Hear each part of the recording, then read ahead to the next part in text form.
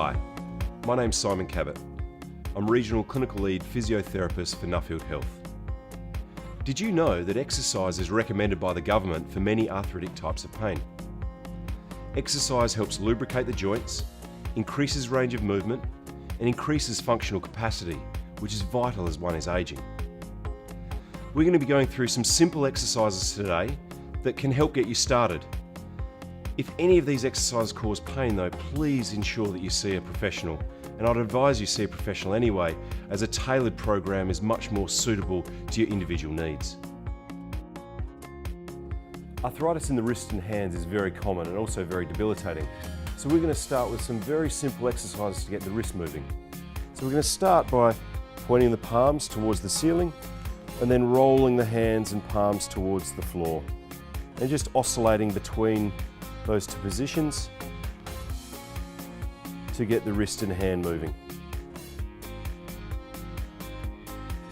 Ideally doing 10 repetitions and 2 sets of those exercises to start with. And as always, if there's any pain with these, please stop. The next exercise we're going to do is going to target the fingers. And it's a very simple exercise where you're going to be spreading the fingers out and then making a fist. Spreading the fingers all the way out and then making a fist. These exercises should be relatively pain-free. There may be some minor discomfort, but it certainly shouldn't be sharp or debilitating.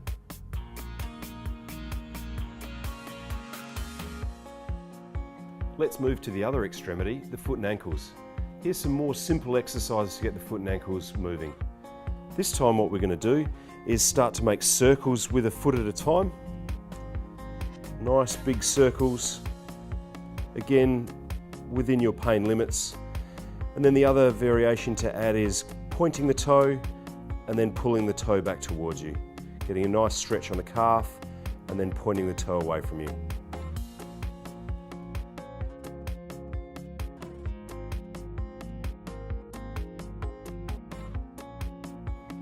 The next exercise we're going to do are going to target the hip and knee. So the first one is simply bending the hip and knee up towards your chest, supporting behind the back of the leg and pulling the thigh towards your chest comfortably, and also bending the knee and straightening out. And alternating legs, and again this is just getting things moving, starting to get that joint moving more than what it has done for a while, which is obviously going to help increase the function.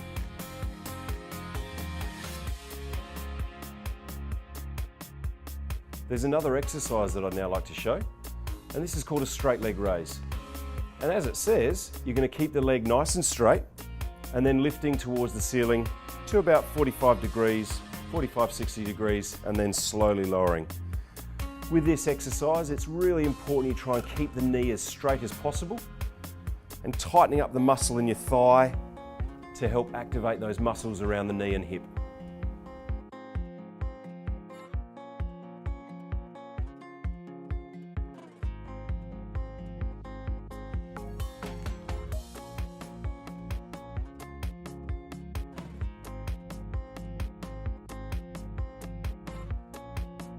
Now let's go on and start to loosen up the spine. So we're going to do some very simple exercises to start flexing the spine initially. So pulling both your knees towards your chest at the same time. And just holding there comfortably for a few seconds. Again, keeping everything nice and comfortable, and then slowly releasing. And repeat that several times. Pulling up towards the chest, using your hands to support the back of your thighs.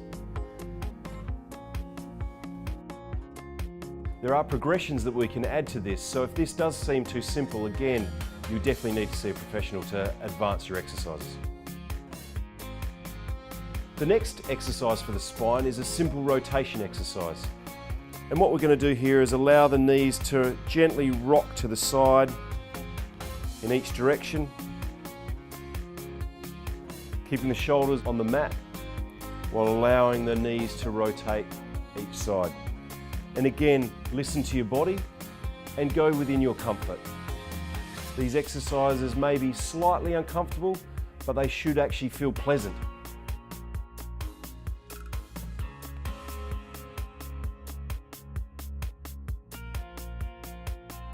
The next exercise is a buttock stretch. Now the buttock stretch may actually be provocative, particularly if you do have hip arthritis. So it's something that we can try, but again, if there's anything that's sharp and uncomfortable, please don't attempt this exercise. So how we do this is we bend one leg up, cross the other leg over the knee, and then using your hands to pull this thigh towards your chest. And importantly, lie flat and keep your back nice and straight as you're doing that. Holding there for a few seconds and then releasing and coming back down. And swapping sides, lovely. There we go. And holding the stretch there. And the stretch you'll feel should be around this hip area. And again, if there's any pain with this, please stop this. Let's finish for some exercises for the neck and shoulders. Now these exercises are basic functional movements, the movements that your neck would normally go through in the day.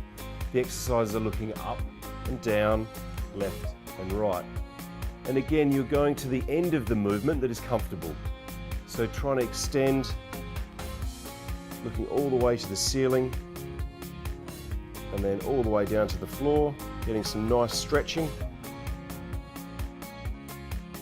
And then starting the rotation where looking over your shoulder, trying to keep your posture relatively upright and vertical. And again, all of these should be relatively pain-free. You could also incorporate some simple shoulder rolls as well, just simply rolling the shoulders back. Lovely. These exercises we've gone through today are suitable for people with osteoarthritis. The key take-home message from today though is keep your body moving.